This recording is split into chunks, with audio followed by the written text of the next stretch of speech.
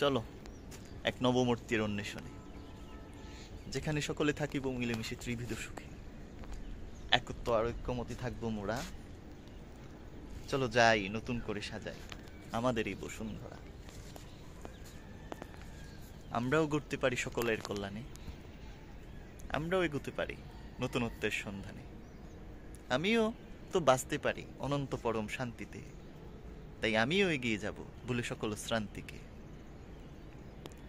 আমরাই মুছতে পারি সর্বাঙ্গের কলঙ্ক, আমরাই নামাতে পারি ছায়ালোকের শশাঙ্ক। আমরা ফলাবো সোনালী ফসল ভরবে শস্য ক্ষেত্র, আমরা মুছব তমিশ্রাময় দুর্ভোগ, জুড়াবে মোদের নেত্র। এই কবিতাটা আমি অনেক আগে লিখেছিলাম, মানে প্রায় 2007 সালের দিকে। এখন আমি তখন ইন্টারমিডিয়েটে পড়ি। আজ যখন মানে বাগানটাতে আসলাম সকালবেলা, মানে এখন রোদ উঠেছে, শিশির পাতাগুলায় একদম ঝলঝল করছে, এত ভালো লাগছে যে মানে এই মনে পড়ে গেল কবিতার কথা। তাই 2 লাইন গাইলাম, 2 লাইন আবৃত্তি করলাম। আসলে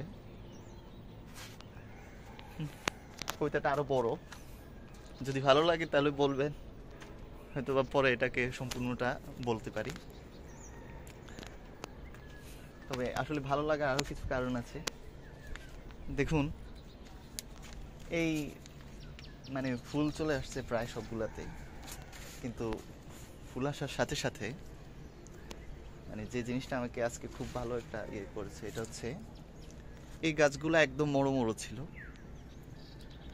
কিন্তু মাশাল্লাহ এগুলা এখন সম্পূর্ণ কিউর হয়ে যাচ্ছে। আমি গত একটা ভিডিওতে বলছিলাম যে এগুলা সম্পূর্ণ, দেখুন এই পুরাতন পাতাগুলা কেমন একদম অসুন্দর, একদম অসুন্দর, কিন্তু আপনি যদি নতুন পাতা দেখেন মানে জাস্ট ওয়াও। এবং ফুলও আসতেছে, মানে এতটা ভালো লাগছে এটা দেখে। মানে আসলাম একটু আগে, দেখেই আজকে একদম নয়নটা জুড়িয়ে যাচ্ছে। আবার ওইদিকে ব্রুকুলি।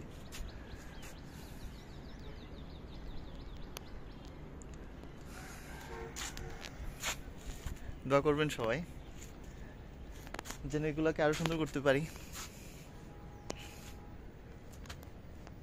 কবিতার এর পরে 2টা লাইন আছে।